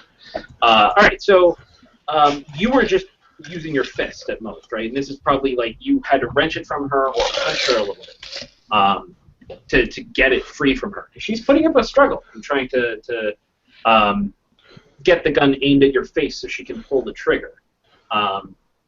So I think you would probably be dealing like 4 fists, 1 harm to her. And she was trying to get the gun and like wrenching it towards you to try and open fire. So she fires 1 shot. You took little harm, you said. So it's not a big gun. This is a small pistol. So it's a 2 harm pistol. So you take 1 harm as the bullet just grazes your shoulder. Okay. No great shakes. But now you've wrenched it out of her hand. You have confident control of it. And like that was a gut reaction, right? That was a fight or flight response. Now's the part where they're actually like realizing what's happening, and Sorrow just snapped up an SMG and is waving it around and pointing it at the other green eyes. And now they're all a little bit surprised and shocked and wary and not sure what to do. So some of them are like dropping off the side of the vehicle. They're not dropping onto the ground. I mean, they're holding on, but they're trying to drop out of view of Sorrow so he doesn't have a clear line of sight. And you know they with Trout, who's driving, is also like shocked and I think Trout is actually Yeah, I mean, he's impressed, dismayed, or frightened, so he may actually be trying to brake soon, to just brake the vehicle because he's not sure what's happening right now, and he doesn't want to keep driving with these crazy people on it. Go ahead and roll the harm move quickly, Raksha. Actually, I have 2 armor. Because you're So naked. I think I'm okay, right? Unless you want me to roll harm 0, that's up to you. No, I'm good with it. Yeah, because you have impossible reflexes, and that means that when you are near naked, you have 2 armor. Excellent. All right. So yeah, you're fine, right? Like you grazed. I mean, maybe even you weren't even grazed, right? Like you move so quickly, the bullet didn't even hit you. Sorrow. The issue is that these guys who dropped off, who are like surprised and a little bit thrown off kilter, they're also going for their own weapons. They're going for knives. They're going for guns, and they're all starting to try and draw a bead on you, who are standing on the back of this moving vehicle, relatively in the open. So the unfortunate danger that you've just exposed yourself to is that they all have a clear shot at you as they've dropped off to the side. And as a final thing, it's around this time that they were barreling down the street, this pack of green eyes. There's a truck that comes down another street and is now approaching in the opposite direction, like heading towards you. And Adele, you're driving, and now Joe in the seat next to you is like, "What the fuck are you doing? What the fucking fuck of a fuck? Those are the green eyes." You that you should not be. That I didn't need your help. How do you think I get fuel? Okay, it's a tough world. What? Tough choices. What? Wait, what are you fucking saying to me? Uh-huh. Okay, so you want to help? So help. You are blowing his mind. Yes. As you continue driving straight towards the green eyes, right? Mm-hmm. They know your truck. What does your truck look like? I mean, I just figured it was maybe like a slightly bigger kind of pickup truck. Very like weathered and beaten down by storms and crap. Gotcha. Okay. Is it for an ice cream truck? Well, it's a pickup truck. I guess part of what I'm looking at is how distinctive is it? The green eyes, they would recognize it? No, not distinctive. It's like, generic truck number 3. Okay. So in other words, or does I was just gonna say, like, it's definitely it might be the best vehicle around as far as like weather sealing, right, against the storm. Mm-hmm. But you got to look really close to see that. Okay. Does the heaps of junk you keep in the back make it more distinctive so people can still recognize it as yours? Yeah, probably a little. Okay. So you're barreling towards the green eyes. How do you usually make contact with them? I think I just sort of drive towards them till they can see me, and I kind of stop, and they drive up. Okay. And they're a lot closer than you were expecting them to be. They're definitely way closer to Targe than they should be, considering how long ago the storm disappeared. Mm-hmm. So this is pretty surprising to have come upon them this soon. But the more important thing is that Joe is just sort of flipping a shit next to you, and he has his hunting rifle in his hands now, and he's pointing it through your windshield at them, but you can, he's looking at you with horror in his eyes. Like, you want me to fucking help you deal with the fucking... No! I want you to sit in the fucking truck, and please don't shoot my windshield, because then if the storm starts back up, you and I won't be able to breathe. What? Yeah, just sit here, shut the fuck up, and just sit tight. Where do you think the fuel we've been coming up with it? You've been living because of the fuel that I get from the green eyes, okay?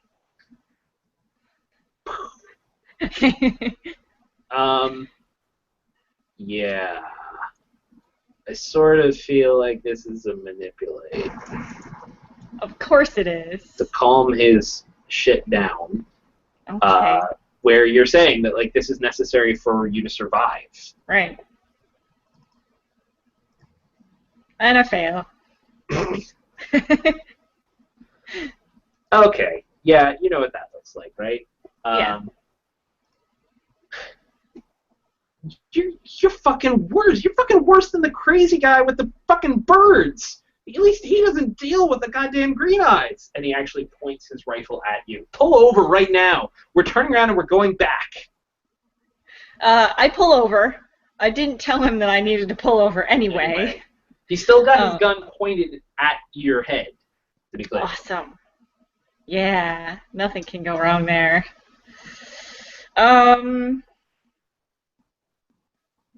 We're heading back. The green eyes continue to barrel down towards you. Mm-hmm. I think I'm going to try and get the keys out of the ignition and exit the cab of the vehicle. Before he shoots you? Yes. So, again, he's got the gun, like, on you dead to rights, right? So, right. I'm thinking, like, it's a rifle, right? It's not like it's a short pistol or something. That is true. So, like, yes. if I can get it past me, then he's not going to shoot me. Okay. This is absolutely acting under fire. Which I get to do with weird, because I'm spooky intense. Do it.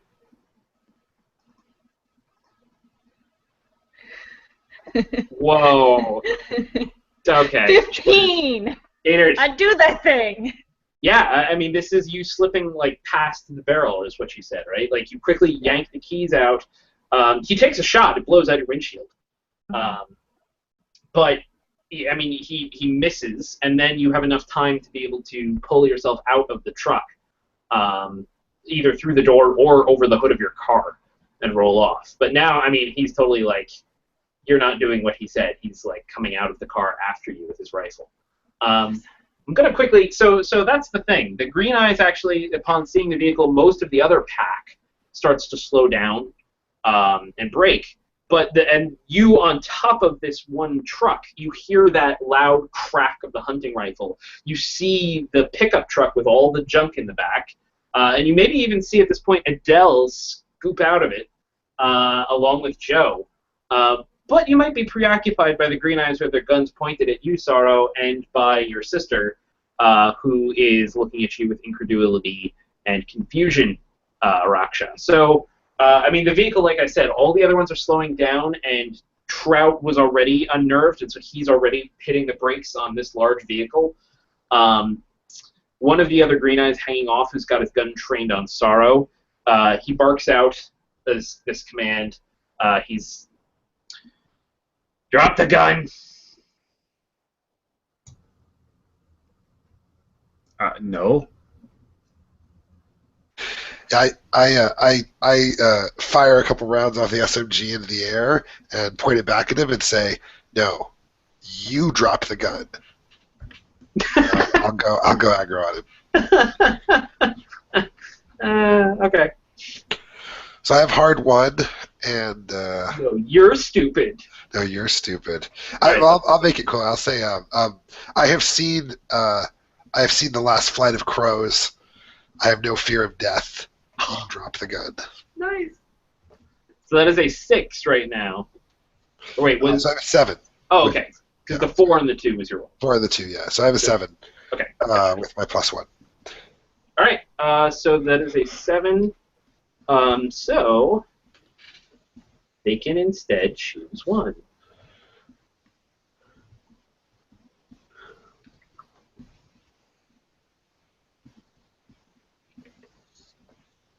Okay. Yeah, so the car is already, like, this giant truck thing is already slowing down, right? So they actually, especially with the speed decreased, when you point the SMG back at the guy, he barks out a short command, and it's a noise. It's like just a weird noise that you cannot comprehend emerging from his mouth. It's not a human noise. But the others seem to understand it, and they'll drop off the truck and fall to the ground and roll out of the way of the other vehicles as best they can. But again, everything's slowing down and stopping, so it's not like they're road pizza. And they're clearly trying to stay away from you. They're clearly trying to get the hell out of your way, right? Out of the way of the line of your sight. Meanwhile, however, in the front at the drivers, right, like Shy still has her eyes locked on, and now it's slowly turning into an expression of, like, calculation and how can I get my gun back, Raksha, while Trout is slowing down. and the big vehicle comes to a stop. What do you do, Raksha? Am I in the front seat with her now, or? I'm imagining that you're like leaning in down towards the front seat, so it's almost as if you were in the back seat leaning forward. It's just there is no back seat. You're like lying on top of the vehicle. Huh. Okay, I want to pull myself into the vehicle, and because the way I imagine how he moves is like the mental image I have for how Raksha moves is similar to how Jackie Chan fights. So there's a lot of improvised weaponry and use of scenery and discombobulating people by doing unexpected things. So I see him kind of sliding over shy in between the two of them in the truck and then jamming his foot on the accelerator to just make the truck go forward. Oh, snap. Okay. Yeah, that's interesting. I buy that would be acting under fire. Sounds great to me. Now, before I commit to this, am I leaving Sorrow behind? Because he's not going to drag Sorrow into this and then leave him her. Sorrow is still standing on the back of the truck. Okay, cool. If you rapidly accelerate, right, there's an issue where Sorrow is standing on the back of a truck. I know. If I saw Sorrow standing over there, it might change my trajectory. Okay, here we go. Oh, that's a 5, but I'm actually under fire, so I have a +3, so that is an 8. Yeah. Remember what I said about Sorrow is standing on the back of a truck? Yeah, I mean, that's the thing, right? Like, if you don't have the finesse or the control, so you either slam down the acceleration and you hit it hard, and this thing can go. Like, whatever the heck these green eyes can do, apparently they can create a vehicle really well. And this thing will just rocket forward with maybe even more acceleration than you anticipated. It'll do what you want it. Like, this thing will start jetting out away from the rest of the pack. You'll have a head start. You may have an opportunity to get away. But Sorrow's going to be in deep shit. Like, at the very best, he's going to be hanging on for dear life from, like, the back of this thing. At the worst, you're going to make him road pizza. Do you still want to do it? Make him road pizza in that he falls off the back of the truck? Yes, as you are rocketing forward at very high speed. Hey, I can turn back around after I take care of this. I'll come back for you, Sarah. Don't worry about it. Okay. Okay, so the vehicle just rockets forward, like its engine roars. Yeah, I mean, Sorrow, you were not expecting this. So to just stay on the vehicle would be acting under fire, but already, like, you're knocked forward, right? It's a struggle to hold on to the gun and find purpose. Yeah. Great. What do you do? Yeah, so I am cool 0. So I'm just gonna try to hold on as best I can. 8. Okay.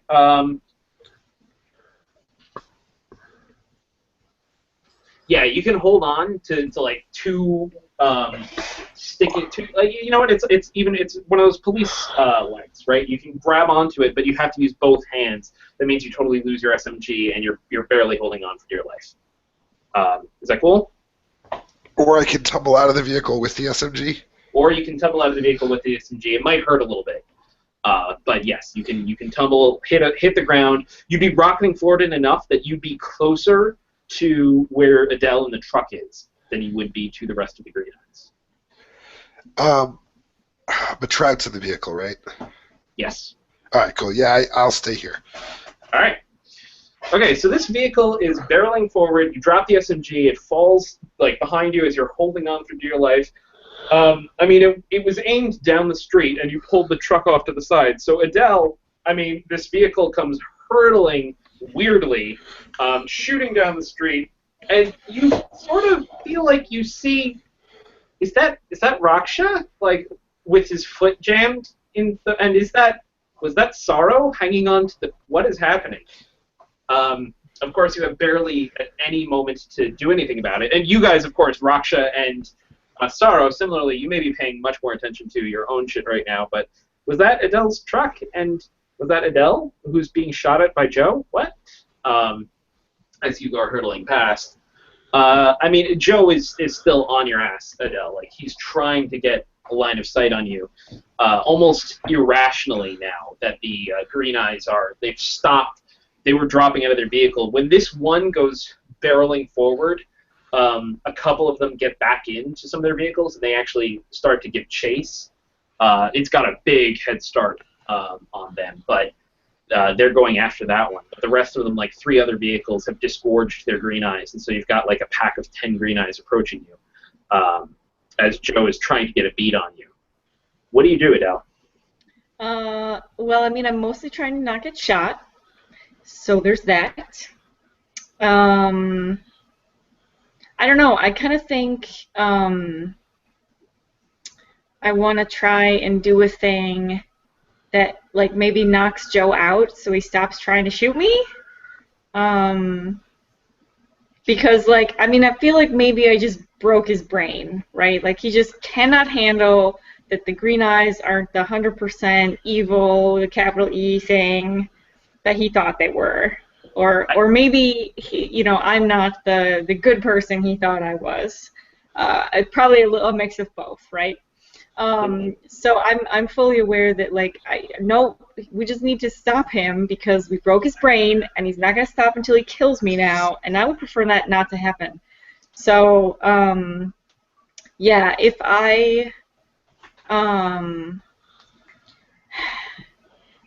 I mean, I don't, like, there's part of me that thinks that maybe I would signal to one of the Green Eyes to go around the side, but I'm also afraid that they might actually take him or kill him, and I don't want that to happen. So I think I'm going to have to try and maybe sneak around the truck, try and do something. Do you want to use your bone feel? Oh, hell yes. I'm cool with you using it right now to just you appear where you need to be with the tools you need. Yes. I don't know what tools those would be, though. To take him out? Yes. Well, how do you want to take him out? Well, the way that I was going to try and do it, he ruined by, like shooting through my windshield, I was just going to be like, all right, well, I close all the doors, and I have some weird filtration thing I hit backwards on, and he just goes to sleep for a while. You could still have something like a chloroform rag thing, similar thing that you could just come up behind him and put it on his mouth. Bone feel means you can appear behind him, and everybody's like, how the fuck did that happen? Okay. Yeah, and that's fair. Like, I don't know. Yeah, I think it's probably not. No, I don't think it's chloroform. It's not a chemical. It's just me with my stupid wrench knocking him on the head. Okay. Yeah. Stupid wrench. Stupid wrench. And so this is like the camera focuses on him as he's got his hunting rifle out. He's taking a couple shots. He thinks you're on the other side of the truck, and he's like working his way around the front hood of the truck, and then you're not there. And he's like, what the hell? And then the next second we just watch your wrench come in from off screen and knock him in the back of the head. And he was not expecting you, and since you spent that one bone feel, I think like you just totally clock him on the back of the head, right? And he's just down. Yeah. Sorry, Joe. Yeah. So he's on the ground, right? Out of it, blood trickling out of the back of his head. I mean, it's a wrench. This isn't a movie. God, it actually hurts. So the Green Eyes are approaching. Who's the Green Eye that you talk to the most? I don't even know if I know their names. Like whatever they call themselves by. I think I probably call that one in my head Lugnut for some reason. All right, so Lugnut, she steps forward towards you. She's got her shotgun out, right, and the rest of her little pack are behind her. So, we dealing? Yeah. Great. What do you guys need? She looks at you for a second. Give me that one. She points at Joe. How did I know it was going to happen? Shit. Yeah, fine. Whatever. I'm a horrible person. Yeah, I would like the fine. rest of my colony to live. Yeah, fine, whatever. All right, so she just nods to you, motions like with two fingers. Two green eyes come forward, pick Joe up, and start dragging him off. And in For shooting turn, me, Joe. No, I'm joking. that's what you get. And in turn, she motions back, and like a couple of them start bringing out barrels of gasoline for you, or not barrels, probably not barrels, right? Like tanks, or that's not even the right word. Cans. Like drums. Is it whole drums? Do you think, or is it like a can? Or I kind of think it's whole. No, I kind of think it's like a maybe two like big drums of not like industrial sized drums, but I mean some drums that would fit in the back of my truck, right? Right. Need to be drums big enough to fit a Joe in. Nice. Nice. Okay, yeah, and they roll those drums out for you. All right, so on the vehicle that went rocketing past and is now being pursued by like 3 Green Eyes vehicles, what are you doing now, right? Trout is probably trying to struggle to pull, like your foot came right on top of his, so he's trying to pull it back up and maybe hit the brakes, Raksha, in the front.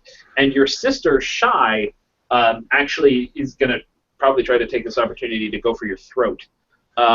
Sorrow, you're holding on for dear life at the back, and you lost the SMG. You could probably try to pull yourself forward along the vehicle. So what I want to know first is, Raksha, what are you doing? I imagine that Raksha's got one hand where he's trying to reach up and grab the wheel. He's trying to kick at Trout's feet to keep him from being able to break. Occasionally, he might elbow him in the face, and of course we've got Shy who's coming over here and going for his throat. So he's completely overtaxed and trying to multitask like a fiend, fighting 2 people and continuing to drive a vehicle. It's probably not going to work. Yeah. I mean, I'm already thinking that like this is at best that you will maintain the situation. You're not really going to make any headway if you're trying to do all those things, right? Like, you are a badass, and that means that you can do this, period. A normal person would be like, okay, I can't handle driving and fighting off 2 people at once. So the problem is that, like, at best you're keeping Shy at bay. At best you're keeping Trout at bay. Okay, let's say that's part of the action that he's trying to. Could I try to? I don't have any leverage, right? So it's not like he could possibly manipulate these guys to do anything. What's his leverage? I will continue to not let you beat me up. You could read a cinch. Yeah, I think that sounds awesome. I'm good at that, and I will do that. Thank you. That is a 6 + 1, a 7. Great. What do you want to ask? You get one question. Another advancement point for me. Thank you. Good. So questions.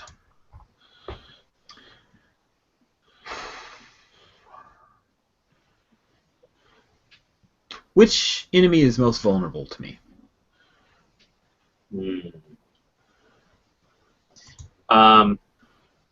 Trout.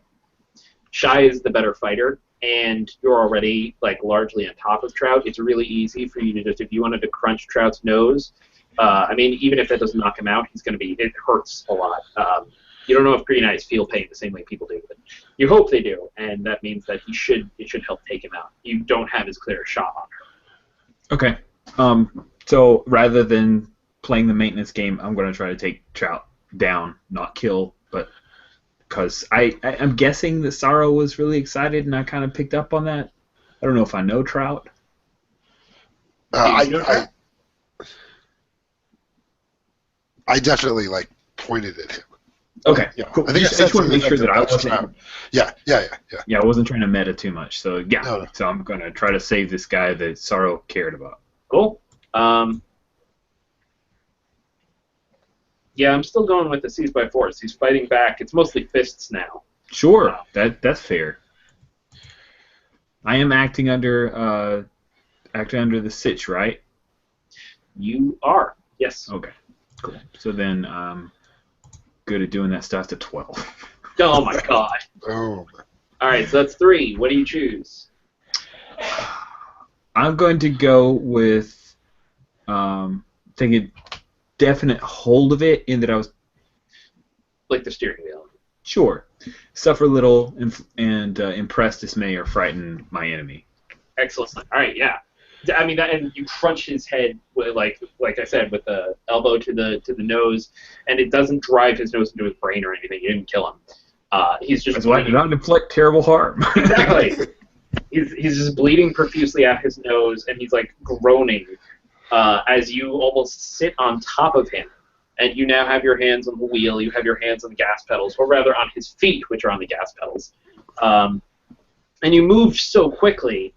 I mean, again, there's this moment where, first of all, he's completely, between the pain and just everything that's gone on, he's, like, not in any place to keep fighting you, even as you are directly on top of him. But even Shy next to you is, like, she took a swing and you weren't there. And she's completely thrown off balance, right? Like, she doesn't really know how to respond. You can see it in her glowing green eyes. So just to make sure, Raksha, are you going to keep gunning it? Are you going to still rocket forward? There are vehicles, you can see them in the rearview mirror, so there are vehicles pursuing you. I think stopping seems like the least good choice. Okay. Yeah, all right. So, Sorrow, what are you doing? I would like to, I want to grab Shy from behind and open up my brain to the psychic maelstrom while I have her. Nice. All right. So to get up to Shy, crawling across the top of the vehicle as it's rocketing forward, that's, I mean, well, and she's impressed, dismayed, and frightened, right? I also said, like, she's thrown out. She's totally not expecting this. So I'm cool with doing this all at once, right? Your act under fire is for getting across and getting a hold of her. So go for it. Oof. It's a 5. That's a 5. Yay. The obvious one is you are now road pizza. Yeah. Okay. You crawl forward across the top of the vehicle, and you get right behind where she is, and you throw your arms around her, and she immediately reaches back, grabs you, pulls you down into the front seat in front of her, and like pushes you down into the footwell. There's barely any space, like you're right up on top of her, but she's moving quickly, like and lively, and she puts her booted heel on your throat. And she immediately after that, right? Like, so she just pulled you down. She's almost standing up now. The wind is blasting into her face, but her eyes, she doesn't blink at all. And she's got her boot on Sorrow's throat as she looks at Raksha, and she says, "Stop the vehicle."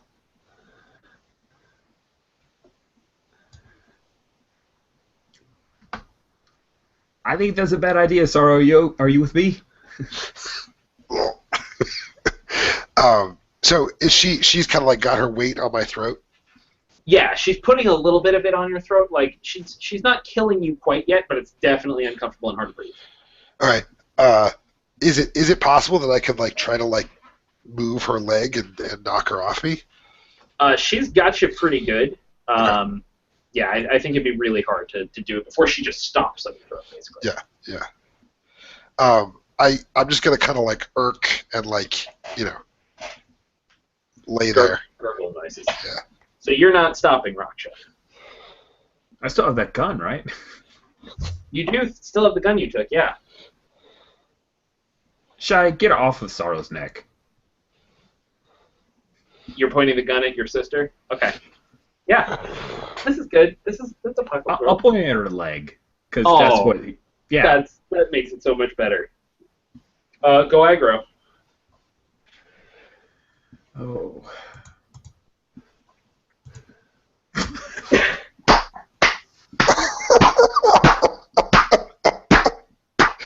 Oh. Yes. Okay. Sorry. All right. So yeah. This is bad. You point the gun at her, and I think her immediate response is to just bat it out of your hand. It goes clattering off the back of the vehicle, and then she starts pressing really hard, right on Sorrow's throat, like crushing his throat into the floor of the car. I think that this does pretty fair amount of harm, all right, because this isn't just like punching. This is like she's putting her weight onto your throat. So I don't know. I'm putting it at 3 harm off the top of my head. Does that sound fair?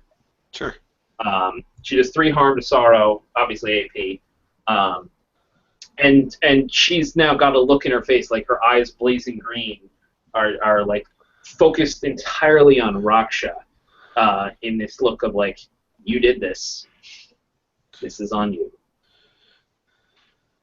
And she's not going to stop until Sorrow is either passed out or dead. Sorrow, you want to roll a harm move? Oh, yeah. So that's 3 harm. Clear dice. Oh, yeah. 3 harm. Sorry, let me get to the moves real quick.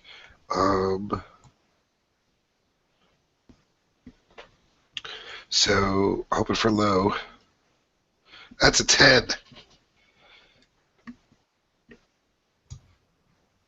So on a 10... See, you're not supposed to be excited about a 10. Okay, yeah. I mean, you're unconscious. You're out. Yeah. You're Yeah, completely, like, just between the pain and being unable to breathe, you're completely out. And she's totally giving Raksha that look of, like, I have no problem finishing this right now, and then I will come for you.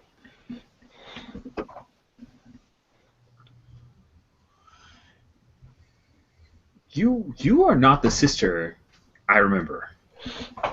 I'm not your sister. What are you? Her eyes blaze green, and she says nothing.